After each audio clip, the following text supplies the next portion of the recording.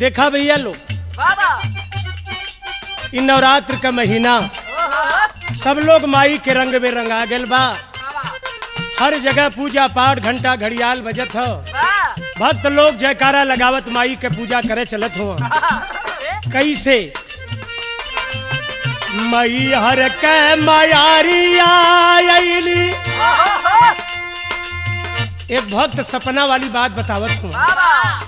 मई हर की मायारिया आइली हमारे भावनवा, हम सपनवा देखली, हम सपनवा देखली।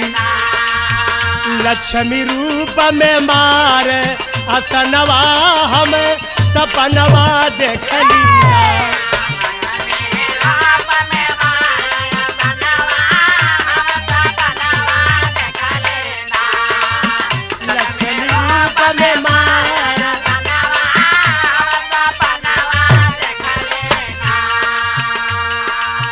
हम सपनवा देखली ना, हम सपनवा देखली ना। लक्ष्मी रूप में मार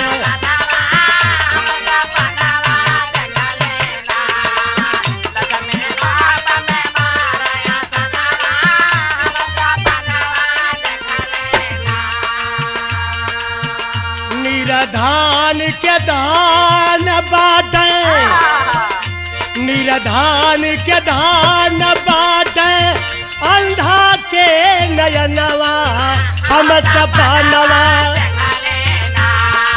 ओ हम सपनवा। अरे बाझिन के बिहा से चमनवा, हम सपनवा देखली। चमनवा हम सपनवा देखली।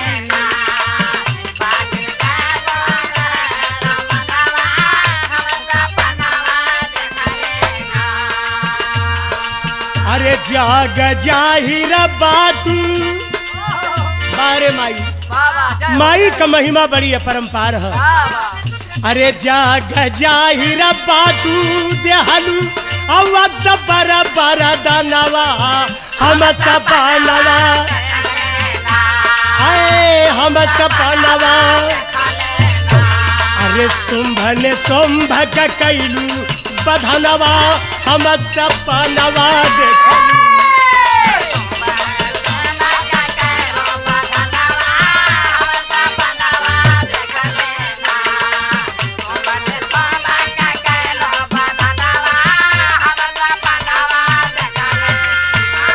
अरे हम सपनवा देखली ना।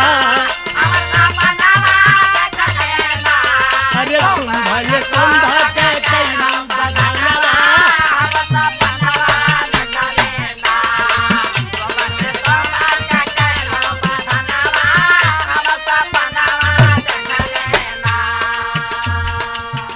आल्हा उदल कैले माई, आल्हा उदल कैले माई।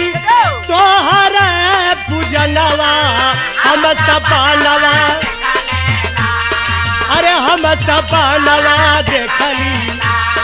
अरे पूजल लोरी के रमनवा, हम सपनवा देखली।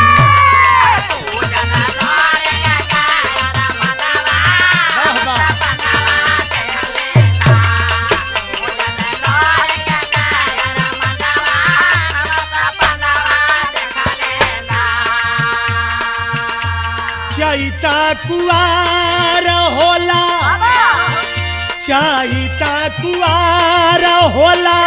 घर घर पूजनवा, हम सपनवा, हम सपनवा देखली। जय जयकार होता अंगनवा, हम सपनवा देखली।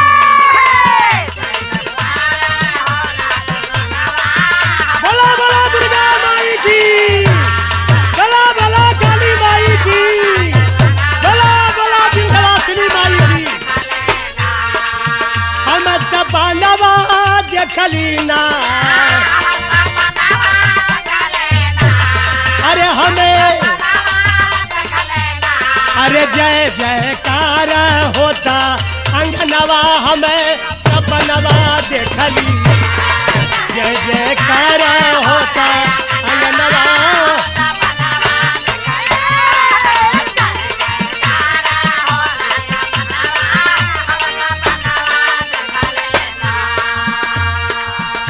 आदि शक्ति माई जाने आदि शक्ति माई जाने सागरो जहनवा हम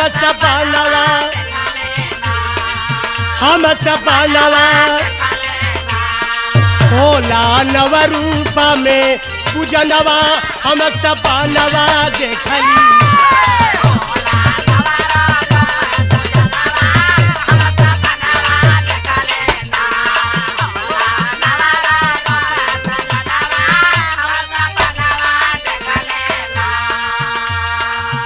बालचरण कवि नरेश